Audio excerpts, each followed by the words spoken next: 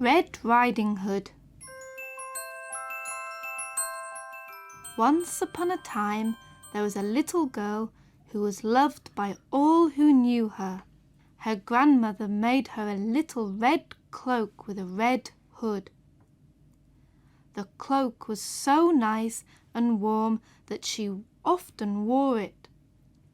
She wore it so often that people called her Red Riding Hood. One day, her mother said to her, "Red Riding Hood, I want you to take a basket of good things to your grandmother, who isn't very well. Some bread, a cake, and a piece of fresh butter." Her mother put the things in a basket. "Don't run," she said, "or you may fall down with your basket. But don't go too slowly, or you will be too late. Just go quickly and carefully, and don't talk to any strangers you may meet." "I will do just as you tell me, Mother," said Red Riding Hood, and she put on her red cloak and left the house. Her grandmother lived in a wood about half an hour's walk away from the village. Red Riding Hood went carefully. She didn't run, and she didn't walk too slowly.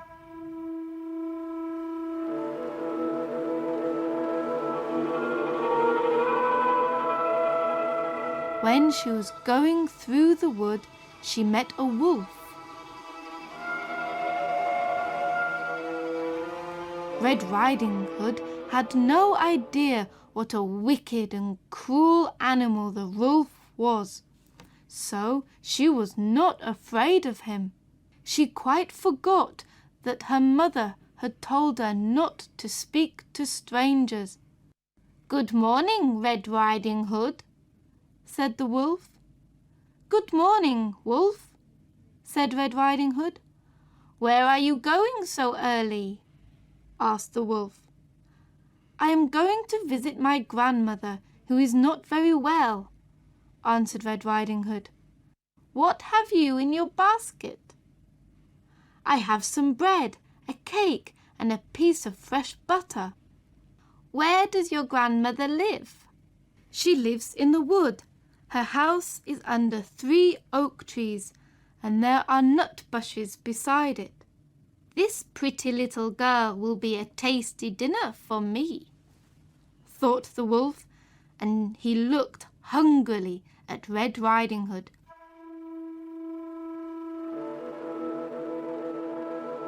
"She will be more tasty than the old woman, but if I am careful, perhaps I can eat them both up." He would have eaten Red Riding Hood at once, but he could hear the sound of an axe nearby. That meant there were men not far away, and he did not want to be caught. So the wolf walked along with Red Riding Hood for a while. Then he said, "Look at the pretty flowers, Red Riding Hood. Why don't you gather some flowers for your grandmother? She will be very pleased with some fresh flowers if she is not well and cannot go out." "What a good idea! It is quite early. I have time to pick flowers," said Red Riding Hood. She looked around and saw many lovely bright flowers. So she walked under the trees and picked up the flowers. Each time she picked one, she always saw another prettier flower farther on. She went deeper and deeper into the wood. At the same time, she listened to the birds in the trees as they sang their sweet songs. But the wolf went straight to the grandmother's house. When he reached the house, he knocked at the door. Tock, tock.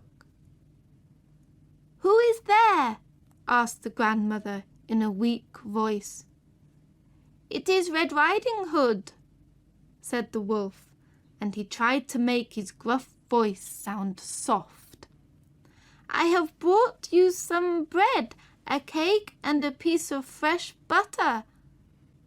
"Lift the latch and walk in," said the grandmother. "I am too weak to get up." The wolf lifted the latch and he walked into the house.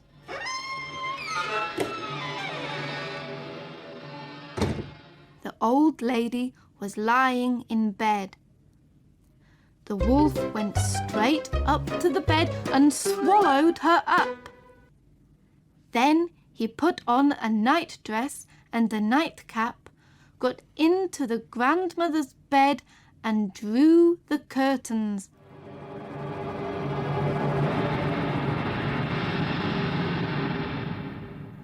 When Red Riding Hood had gathered as many flowers as she could carry, she hurried on to her grandmother's house. She was very surprised when she got to the house and found the door open. And when she entered the room, everything seemed so strange.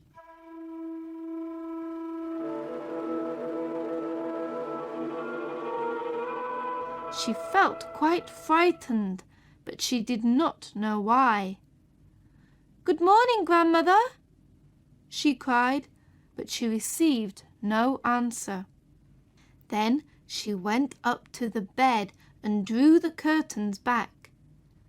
There lay her grandmother, but she had pulled her nightcap over her face, and she looked very strange.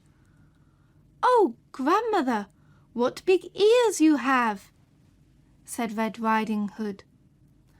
"The better to hear you with, my dear," said the wolf. "Oh, grandmother, what big eyes you have!" "The better to see you with, my dear." "Oh, grandmother, what big hands you have!" "The better to hug you with, my dear." "Oh, grandmother, what big teeth you have!" "The better to eat you with, my dear." With these words, the wicked wolf jumped out of the bed and swallowed poor little Red Riding Hood. Then, after such a good meal, he went back to bed for a rest. Soon he was asleep and snoring loudly.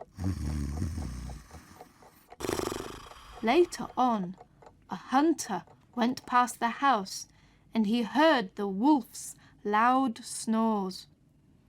Of course, he thought it was the grandmother. "How loudly the old lady is snoring," he thought. "Perhaps she is not well. I'll just open the door and see if she is all right." So he went into the house and saw the wolf asleep in the old lady's bed. "I know who you are," said the hunter. "You've done bad things for years. Well, you'll never have a chance to kill anyone else." He raised his gun to shoot when he thought that perhaps the wolf had swallowed the old lady and that she might still be saved. So he took a knife and carefully cut open the wolf as he lay asleep. The little girl jumped out and cried, "Oh, how frightened I was! It was so dark inside the wolf." Next, the grandmother came out, alive but very weak after her horrible adventure. They were quite happy now. The hunter took the wolf's skin home. The grandmother ate all the good things which Red Riding Hood brought, and she soon felt quite strong. As for Red Riding Hood, she decided always to follow her mother's advice.